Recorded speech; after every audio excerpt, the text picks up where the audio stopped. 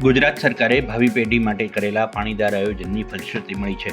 ગુજરાતમાં 7મા સુજલામ સુફલામ જળ અભિયાન હેઠળ પાણીની સંગ્રહ ક્ષમતામાં 11,523 લાખ ઘનફૂટનો વધારો થશે.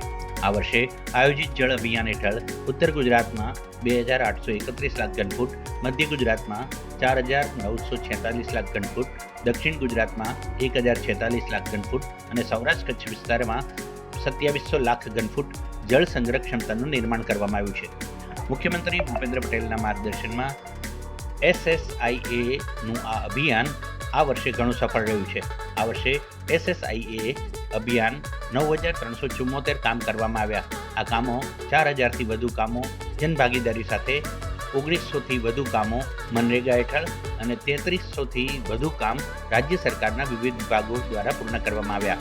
દરમિયાન 723 લાખ માનવ દિવસોનું સર્જન પણ થયું અને આ વર્ષે રાજ્યની પાણીની સંગ્રહ ક્ષમતામાં 11,523 લાખ ઘનફૂટનો વધારો થશે.